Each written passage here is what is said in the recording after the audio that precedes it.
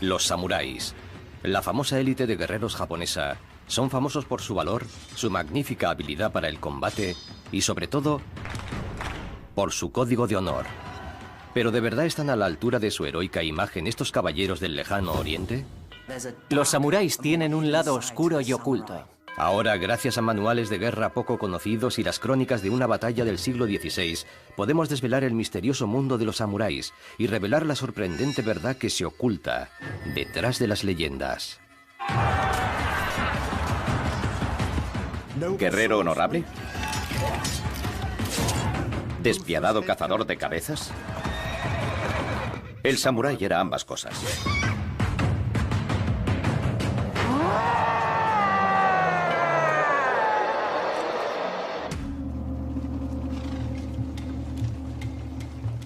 Desde su primera aparición en Japón en el siglo VIII, el samurái ha ocupado un lugar destacado en la historia japonesa. Los samuráis eran guerreros pertenecientes a la clase alta y al servicio de los nobles, que se encargaban de mantener el orden público y de liderar en la batalla a los soldados de su señor. La única forma de entrar en ese círculo elitista era haber nacido dentro de él. Pero en el siglo XVI la situación comenzó a cambiar. Japón era un mosaico de estados feudales, siempre en guerra unos contra otros. Cuando el número de samuráis muertos empezó a ser elevado, algunos campesinos comenzaron a salir de la pobreza para unirse al cuerpo de los soldados de élite de Japón. Aunque sus historias individuales se han perdido, hemos utilizado los relatos de una gran batalla para crear el retrato de un samurái, un hombre al que llamaremos Masa.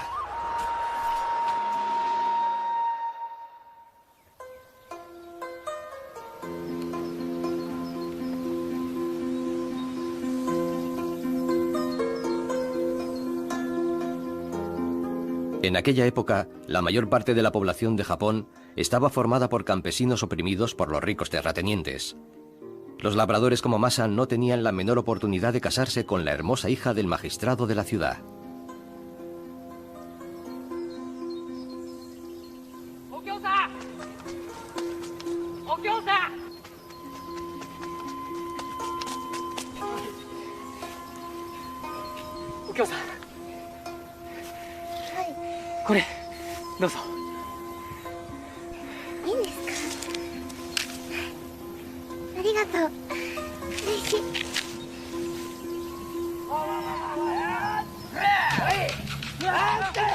Para los señores feudales, los jóvenes campesinos eran la principal fuente de reclutamiento para sus cada vez mayores ejércitos.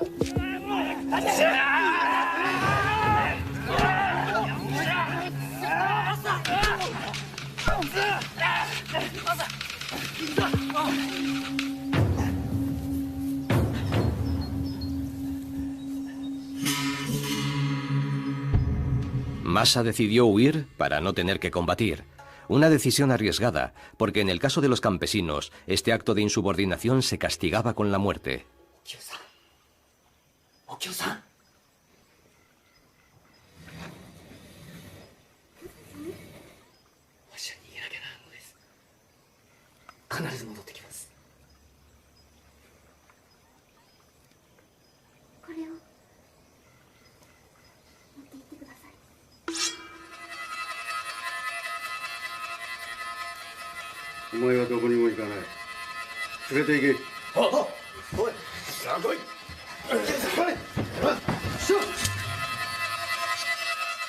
Al igual que otros muchos jóvenes de su posición social, fue obligado a unirse a las tropas de los samuráis.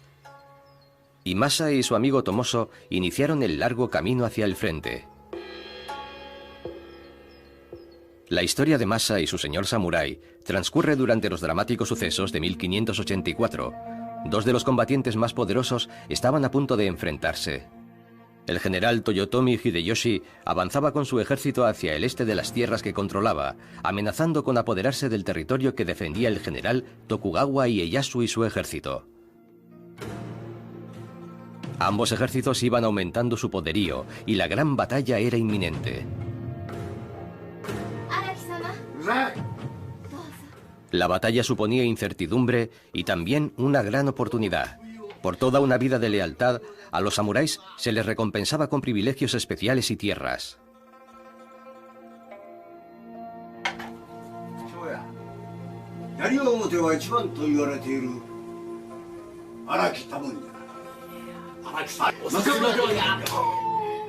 Las riquezas que poseían los samuráis variaban mucho de unos a otros. En un extremo estaba, por supuesto, el general, con muchas tierras, enormes recursos y, por supuesto, un ejército enorme. En el otro extremo estaban aquellos hombres que eran, digamos, guerreros a tiempo parcial. Tenían tierras que cultivaban y servían a su señor cuando había guerra. Masa acabó trabajando para un samurái pobre pero ambicioso, muy exigente con el trabajo. Dependiendo de su habilidad, los campesinos reclutados se convertían en sirvientes, portadores de armas o soldados rasos.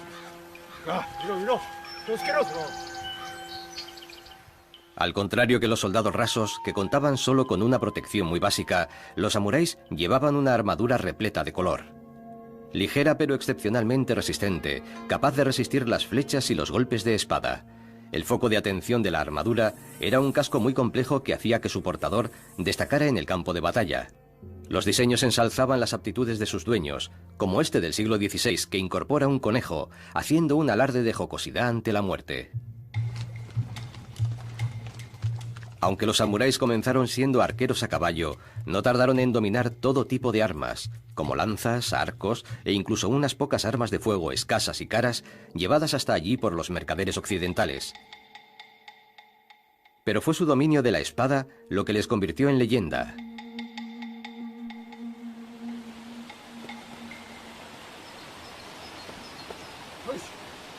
Mientras los samuráis ricos confiaban a sus subordinados el entrenamiento de los reclutas, los de bajo rango se ocupaban ellos mismos de dicha labor.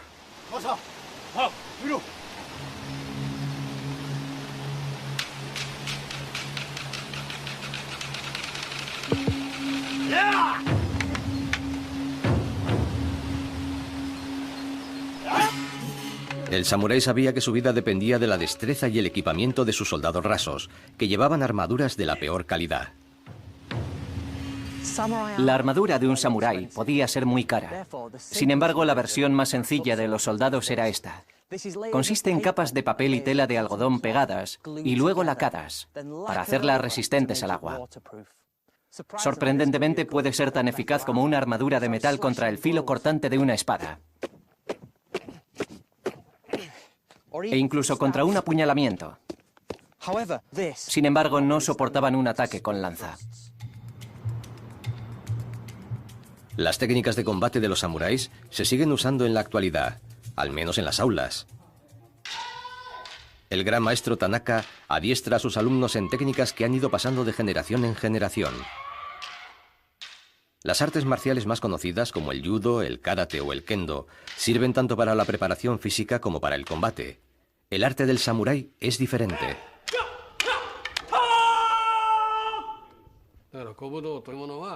Las artes marciales antiguas te enseñan cómo matar. Te preparan para cualquier situación. Te preparan incluso para morir, si es necesario.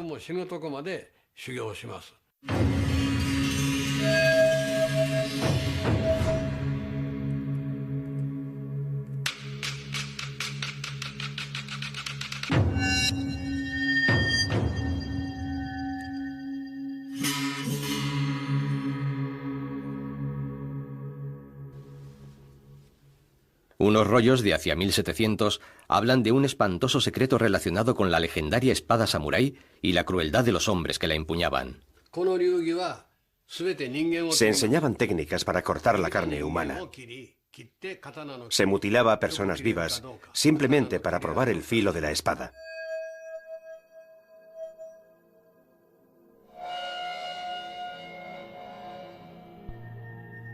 A los verdugos se les pagaba para probar la espada en delincuentes condenados. El código de honor de los samuráis impedía que lo hicieran ellos mismos. Cortaban a la gente así para calibrar la calidad de la espada.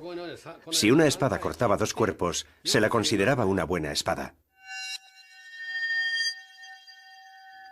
Las espadas actuales ya no se prueban en humanos. Sin embargo, el maestro Tanaka sigue enseñando las técnicas del combate a muerte.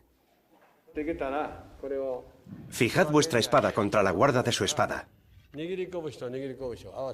Tus manos deben estar a la misma altura. Luego, coloca la empuñadura de tu espada bajo su mano.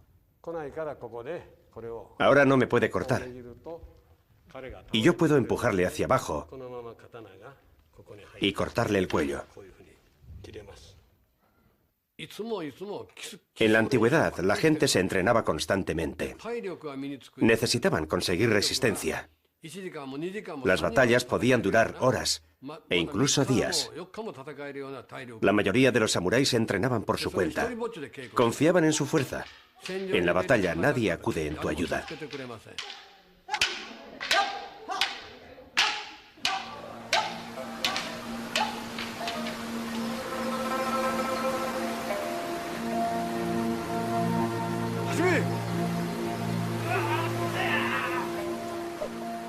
Con una guerra épica en el horizonte, Masa entrenaba con su maestro. Aunque muchos campesinos eran luchadores experimentados, acostumbrados a defenderse con éxito de los bandidos, tenían pocas posibilidades frente a un samurái curtido en la batalla.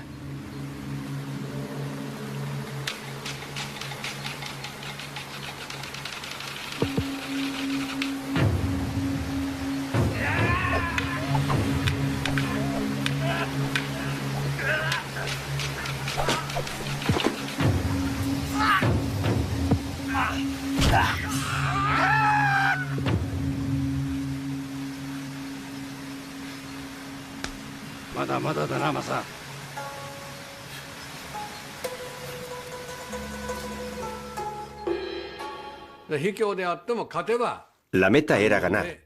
Daba igual cómo. Si hacía falta, se usaban trucos sucios para seguir con vida. Le bloqueas así y luego haces esto.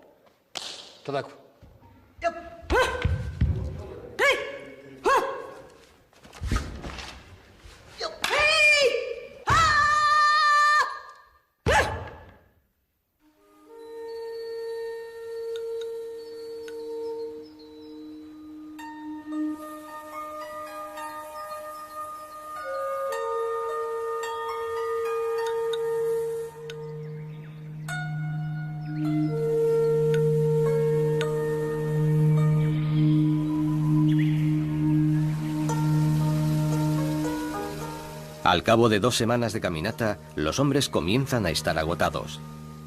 En las épocas de guerra, la vida tenía que ser muy dura para un soldado raso. Si estaban a las órdenes de un samurái pobre, puede que les dieran poca comida, y si la campaña era larga, podían llegar a morir de hambre. Tenían que aprender a mantenerse calientes, a conseguir alimentos e incluso comer insectos o cualquier tipo de animal. También era posible que nunca llegaran a comer el arroz que habían ayudado a cultivar. Puede que los alimentaran de avena y mijo. Mientras los soldados rasos tenían que arreglárselas para conseguir alimento, sus amos comían bien. Los hombres del samurái llegan al campo de batalla. Alrededor de Komaki y Gakuden se reúnen 2 ejércitos similares esperando la inminente batalla. Mientras patrullaban, los soldados iban a aprender otro secreto de los samuráis. Nunca te fíes de tus aliados.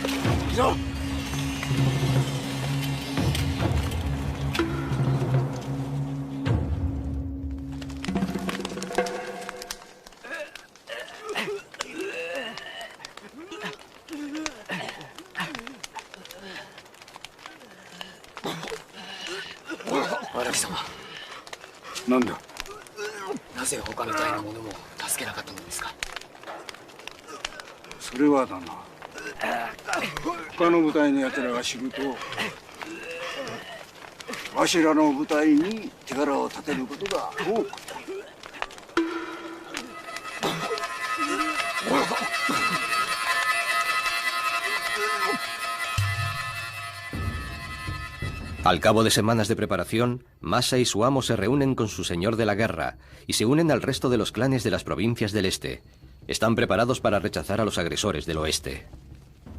Un campamento de batalla samurái tenía el tamaño de una ciudad pequeña. Dentro del campamento había personas de todos los oficios: carpinteros, peones, cocineros e incluso contables para pagar a los mercenarios. Los samuráis que habían demostrado su lealtad acampaban alrededor del señor de la guerra, mientras que las unidades menos leales acampaban más lejos.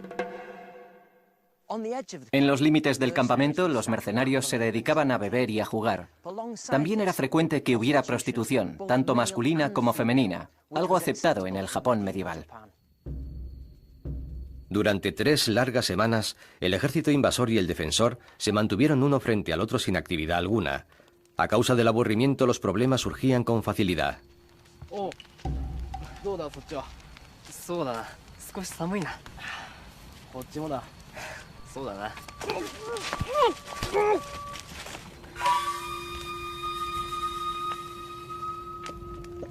En los campamentos samuráis, los robos de armas y material eran muy frecuentes.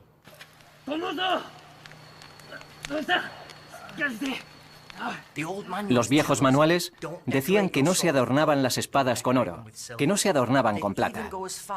Llegaban hasta atar 2 espadas con una cuerda, o dormir sobre esa cuerda, y con la lanza debajo de la almohada, para proteger su equipamiento. Perder las propias armas podía llegar a castigarse con la muerte, pero perder la preciosa lanza del amo era simplemente impensable.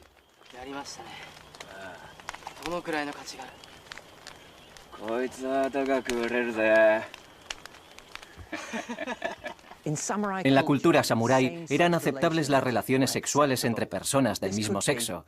Ocurría en todos los rangos, incluso entre los poderosos señores de la guerra. Un samurái podía tomar a un aprendiz como amante y se creaba un vínculo entre ellos, un vínculo que podía extenderse hasta el campo de batalla. Masa y Tomoso tuvieron que enfrentarse a los veteranos para evitar el castigo.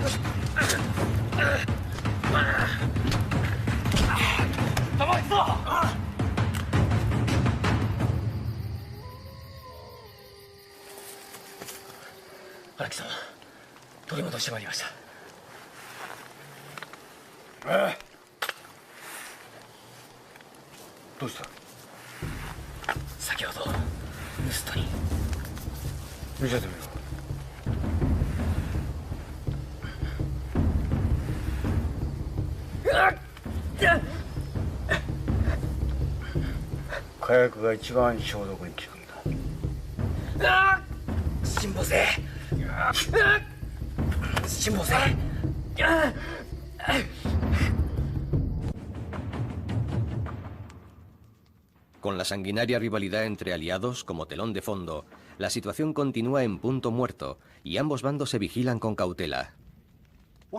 Lo interesante de la batalla es que los dos bandos estaban tan igualados que ambos se mostraban recelosos y ninguno quería hacer el primer movimiento. Finalmente, el ejército invasor pasó a la acción. Abandonaron la posición en la que estaban atrincherados para atacar con ventaja a las provincias del este, pero las fuerzas opositoras les hicieron frente en Nagakute. La larga espera había acabado. Las tropas del este iban a entrar en combate, y el amo de Masa, samurái de bajo rango, tendría la tan esperada opción de conseguir honores y riqueza o la de sufrir una muerte violenta.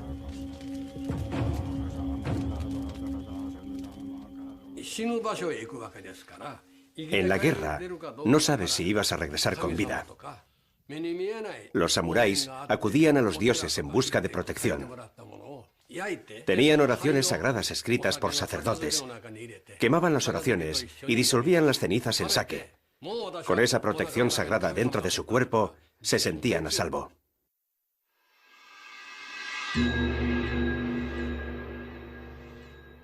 Según el maestro Tanaka, la fortaleza espiritual es un factor decisivo en una situación de vida o muerte. A lo largo de muchos siglos, los samuráis fueron perfeccionando sus técnicas de combate. Aquí, los estudiantes deben eludir golpes de espada sin pensarlo.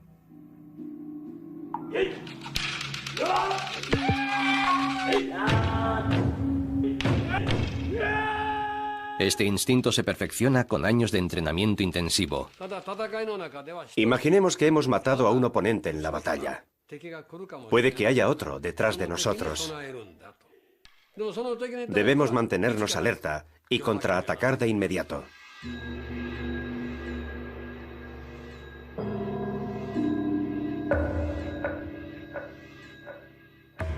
Los estudiantes del gran maestro Tanaka superan la primera prueba, pero ¿pueden mantener la atención para superar otra ronda de ataques?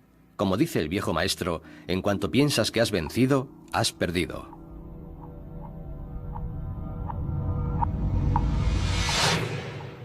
Fallar un golpe o perder el equilibrio suponía una muerte segura en la batalla. Los estudiantes deben medir con precisión su bloqueo y lanzar un golpe perfecto contra la cabeza del maestro. Tanaka centra el entrenamiento en la respuesta rápida.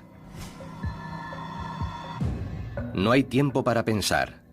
El entrenamiento y el instinto se adueñan de la situación. Todo sucede en fracciones de segundo, igual que en el campo de batalla.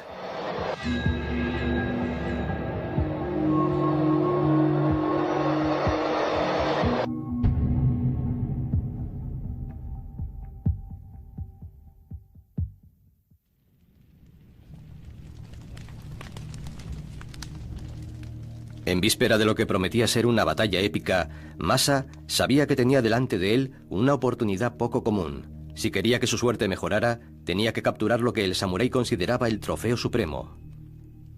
Una costumbre bien conocida, a la vez que estrafalaria, de la cultura samurái, era coleccionar cabezas de enemigos.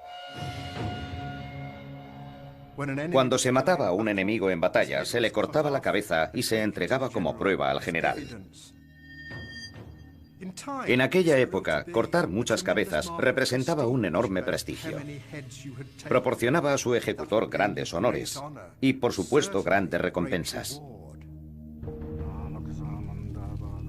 Un samurái debía estar preparado no solo para cortar la cabeza del enemigo, sino también para perder la propia. Una costumbre común entre los samuráis antes de entrar en combate era quemar incienso y dejar que el humo del incienso perfumara el interior del casco. Se decía que así su cabeza sería un trofeo aún más valioso si se la arrebataban en la batalla.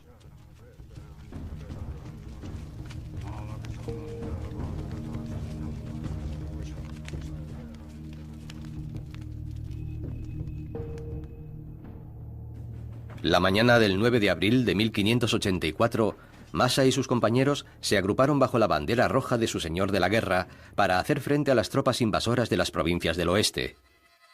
Si no las detenían en aquel punto, los territorios del este quedarían indefensos.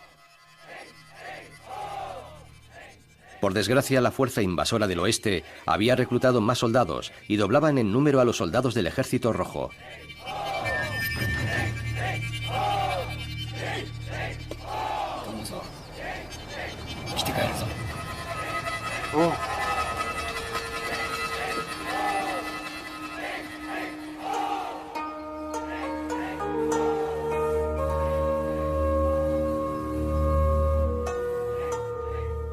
La batalla de Nagakute era una oportunidad para los soldados rasos como Masa para demostrar su pericia en el combate y volver a casa con gloria.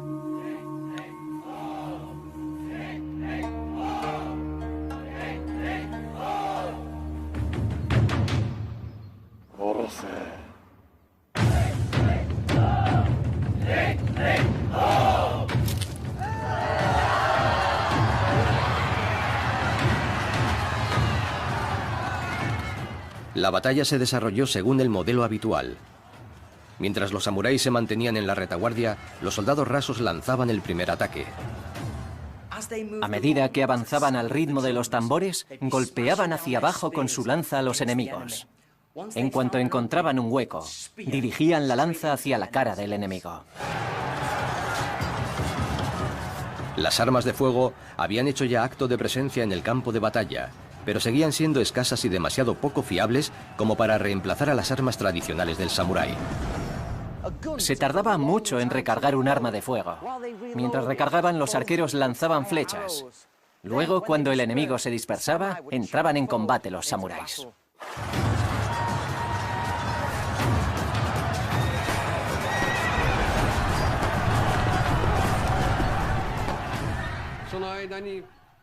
Cuando el ataque abría una fisura en las líneas enemigas, los samuráis a caballo se introducían por ella para destruir la formación de combate.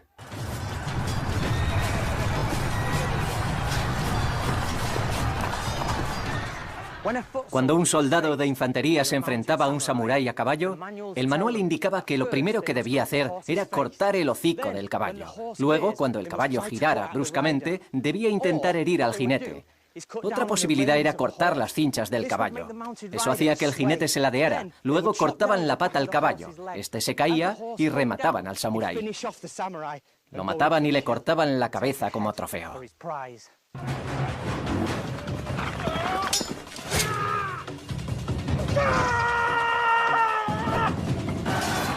A continuación entraban en acción los samuráis de infantería. No tardarían en rodar cabezas, ya que los soldados se preparaban para obtener el trofeo supremo. Samurái contra samurái. Observa al enemigo. Si mueve los hombros al respirar, es que es muy débil.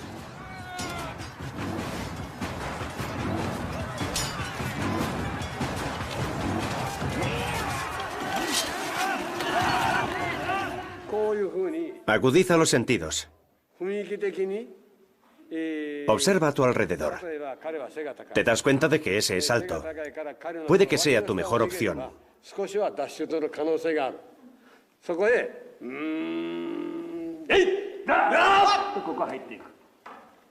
Después de él, puedes ir a por los demás de uno en uno.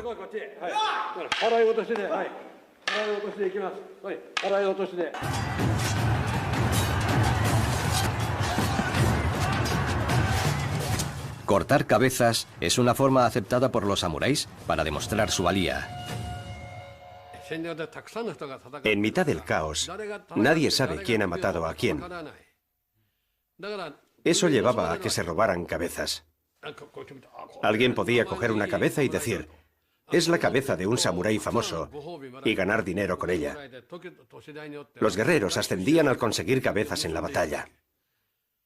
Así que el robo de cabezas se convirtió en un problema serio.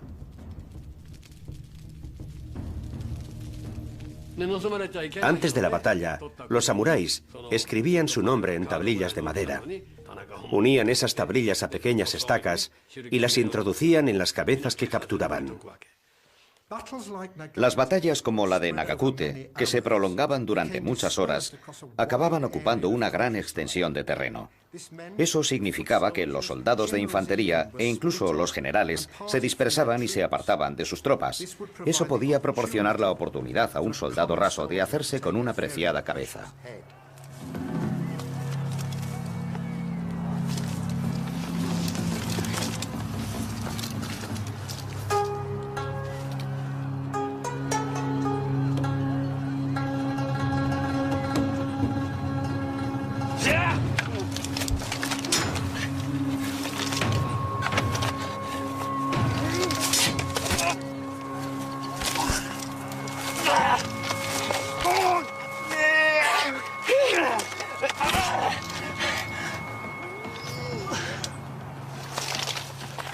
Masa encontró el punto débil de la armadura del samurái, la zona sin protección de la axila.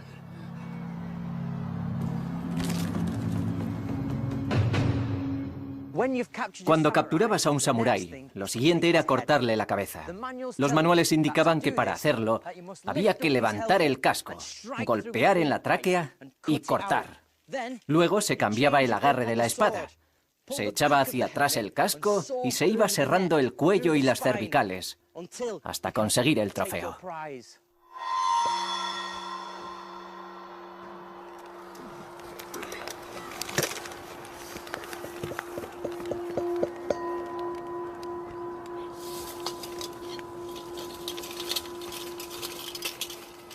Hallar el casco de un general podía ser una tentación para que un samurái sin suerte mintiera. La batalla de Nagakute acabó en un sangriento empate. Al acabar el día, los samuráis recogieron sus cabezas para entregárselas a su señor de la guerra. Pero no todos habían conseguido victorias. Después de la batalla, las personas como el amo de masa se veían presionadas a demostrar su valía, sobre todo si no habían capturado cabeza alguna. 殿だ、すごいものを見つけたぞ。誰だか知ってるか？誰ですか？森田三左衛門。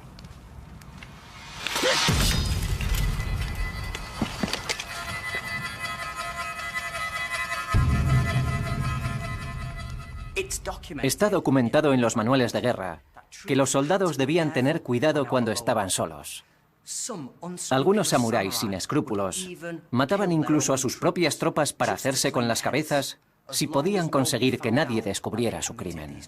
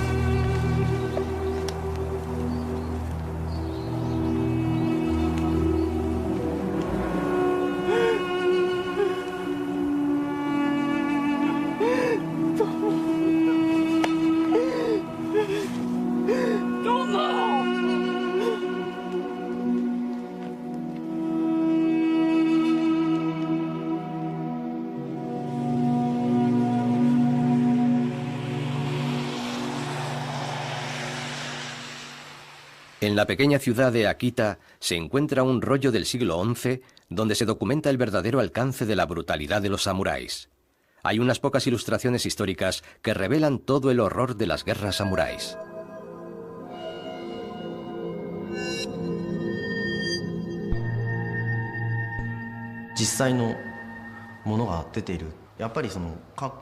Si se ilustraran solo las acciones heroicas, se distorsionaría el pasado. Mostrar el lado claro y el oscuro revela nuestra verdadera condición humana.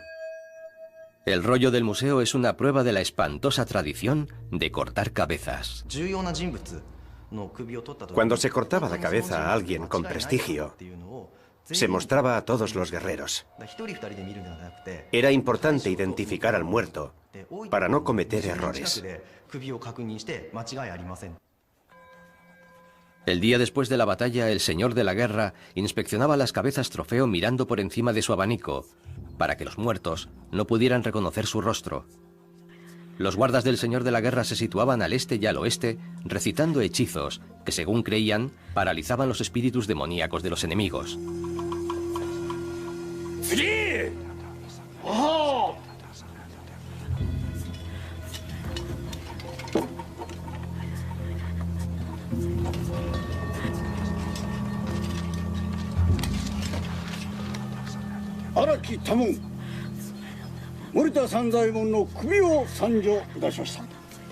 En su afán por conseguir recompensas, algunos samuráis hacían afirmaciones falsas.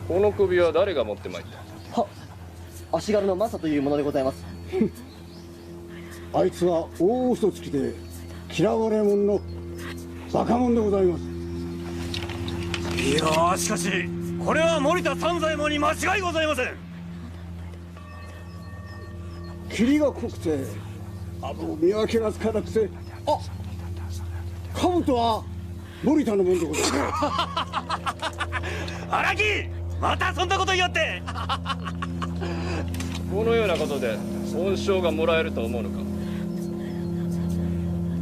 誰？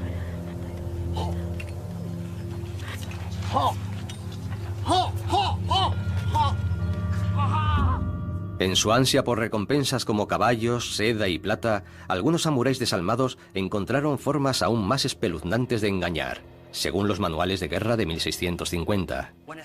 Cuando un samurái había cortado más cabezas de las que podía transportar, comenzaba a cortar narices. Lo hacían porque los labios tenían bigote. Sin la necesidad de mostrar el bigote, podían usar a un adolescente e incluso a una mujer. Los samuráis y algunos soldados rasos mataban a mujeres y niños y fingían que aquellas narices correspondían a otras personas. Sin embargo, respetar las normas también podía dar beneficios. Los documentos históricos muestran que recolectar cabezas valiosas era suficiente para elevar a un soldado raso como Masa al rango de samurái. Este comportamiento excepcional en el campo de batalla le supusieron tierras, cobrar tributos de la cosecha anual y llevar la armadura de samurái que le distinguía de los soldados rasos. Estas recompensas venían acompañadas de obligaciones. Una de las costumbres más extrañas de los samuráis consistía en el deber de escribir a la familia de su enemigo para devolver la cabeza trofeo. Los samuráis creían que no se podía entrar en el paraíso si el cuerpo se incineraba sin la cabeza. En esencia, lo que los jóvenes soldados tenían que aprender era el código del guerrero. Se esperaba de ellos que respetaran determinadas normas, la mayoría de las cuales estaban basadas en la relación con sus superiores. Apasionado. Carismático. Único. Así es Noel Fitzpatrick, el hombre que ha revolucionado la cirugía veterinaria. Si fuese mi perro, yo no le intentaría salvar la pata. Descubre los secretos de este visionario capaz de salvar a cientos de animales desde el hospital veterinario más avanzado del mundo. Creo en lo que hacemos. Super Veterinario. Mañana en Odisea.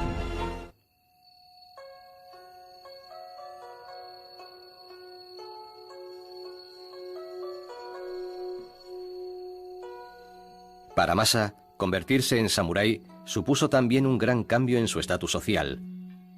Un cambio que permitió a un ex campesino casarse con la hija del magistrado.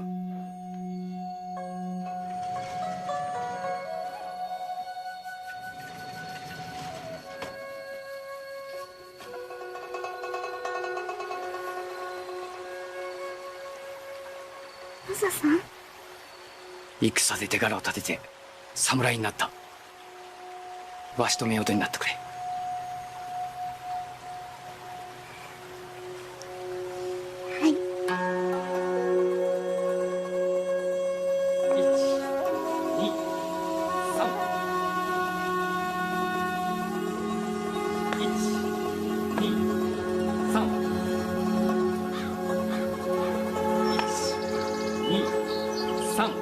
Los samuráis tenían que partir con frecuencia para combatir, y Masa pasó poco tiempo en casa con la mujer con quien acababa de casarse.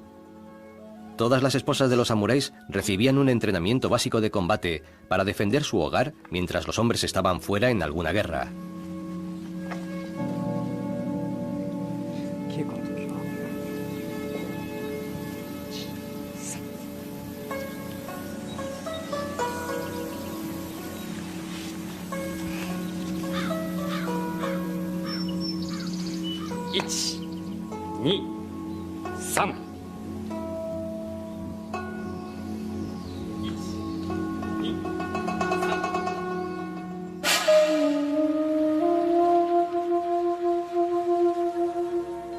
La tradición de las artes marciales para mujeres sigue viva. La hija del gran maestro Tanaka prepara su arma para demostrar su habilidad en el manejo de la espada.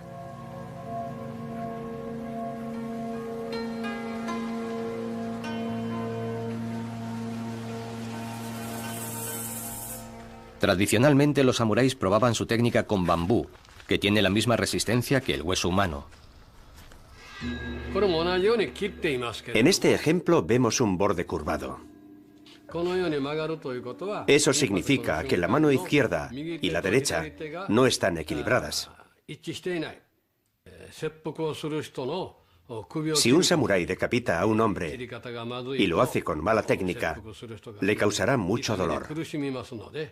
El corte tiene que ser preciso. Así es como lo hace un samurái.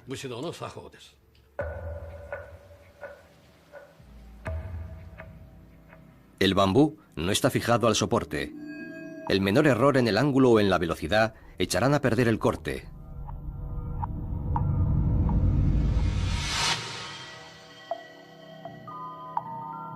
Un corte es suficiente, pero conseguir hacerlos en una sucesión rápida es lo que demuestra la maestría del samurái con la espada.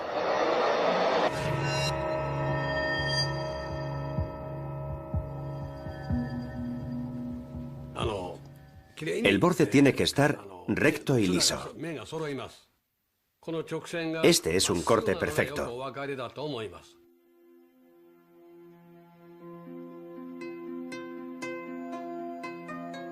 Lejos de la guerra, los samuráis intentaban crear una dinastía. Masa estaba encantado de que hubiera un heredero en camino. Para un samurái, un hijo es la promesa de que otra generación perpetuará su nombre y tradición. La batalla de Nagakute fue parte de una sucesión de batallas que pusieron a prueba las fuerzas de ambos bandos, pero sin resultado decisivo. Cuando la guerra se desplazó a otras zonas del país, los samuráis como Masa tuvieron muchas oportunidades para ascender de rango, y algunos se convirtieron incluso en estrategas de las campañas de su señor de la guerra. Pero tanto éxito también podía generar envidias.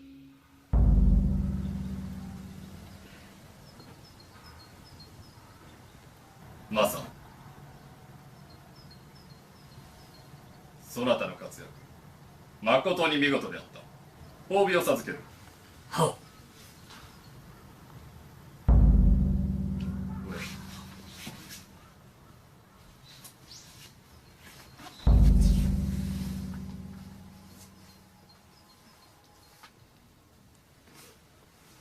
ありがたき幸せにございます。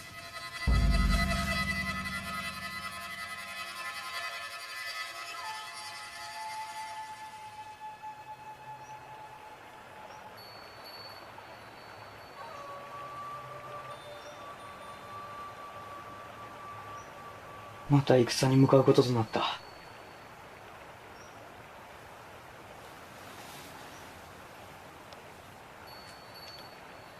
起きよう。わしがいない間、これをつけて思い出してくれ。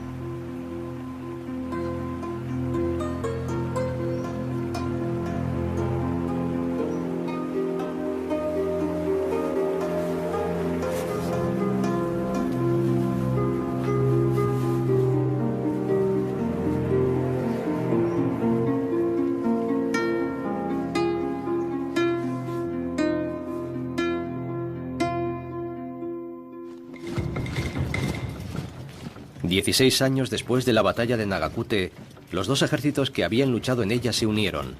Unos 100 años de guerra terminaron por fin en Sekigahara, en el año 1600. Los dos antiguos enemigos formaron una alianza para enfrentarse al resto de los señores de la guerra de Japón. Al igual que sus líderes, los samuráis de bajo rango podían cambiar sus colores y luchar para clanes diferentes. El prodigioso Masa era un elemento muy apreciado, haciendo que otros clanes estuvieran ansiosos por reclutarlo.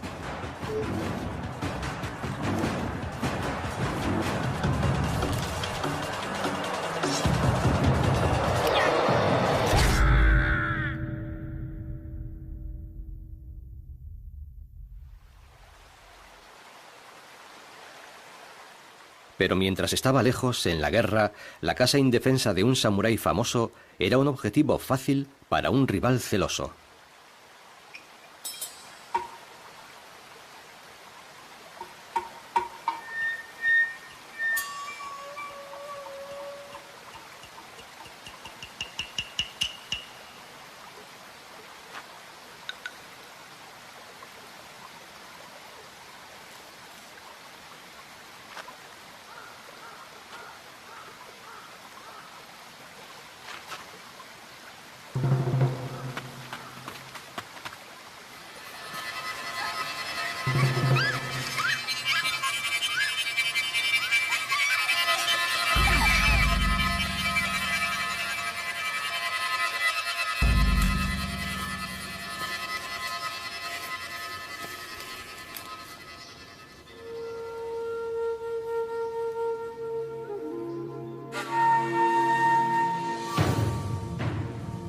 Es fácil imaginar que alguien como Masa, que había subido muy alto y muy deprisa, podía caer igual de rápido. Ignorando lo que había ocurrido con su amada esposa, Masa volvió a la corte de su señor de la guerra, donde estaba a punto de cometer un error terrible en lo referente a la etiqueta de la corte. Masa, お前も偉くなったな。いい様に取り入って女房はどうした。寂しいだろうな。おう、他の男に抱かれたりして。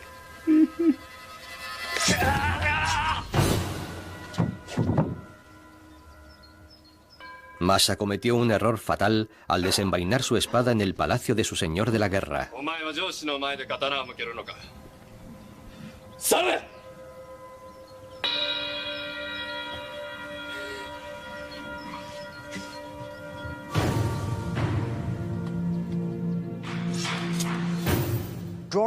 Desenvainar la espada delante del señor de la guerra era algo imperdonable en las normas del samurái.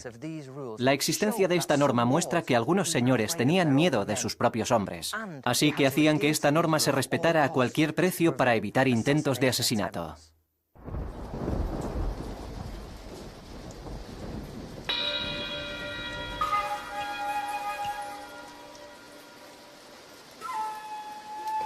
¿Naze konna koto ni natte shimattaんだ?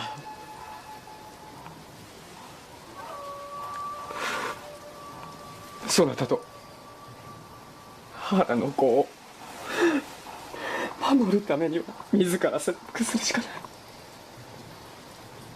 すまん。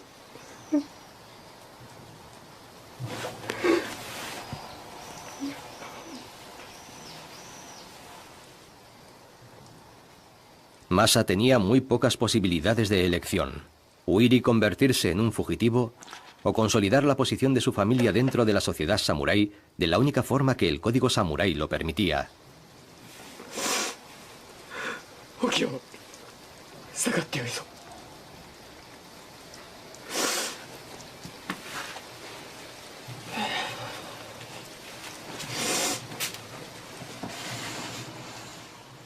El samurái consideraba el seppuku, o ritual del suicidio, un honor, porque no era ejecutado como un vulgar delincuente.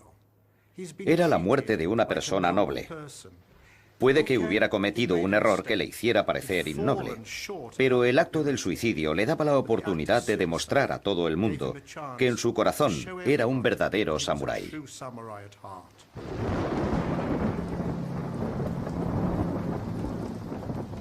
Al clavar el cuchillo en su cuerpo, Masa elige una muerte lenta y dolorosa, pero al menos noble.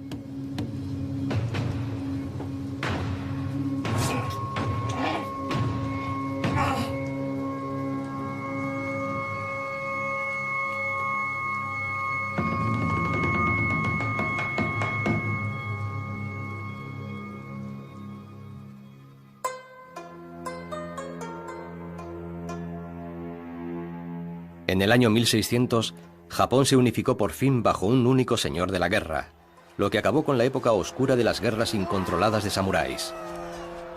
El cruel periodo de la despiadada caza de cabezas, la práctica de probar espadas en cuerpos humanos y las traicioneras rivalidades entre clanes se fue diluyendo en la historia. En el periodo de paz que vino a continuación, los samuráis se centraron en su código de honor y lealtad, pero algunos asuntos aún se podían seguir solucionando a la antigua usanza.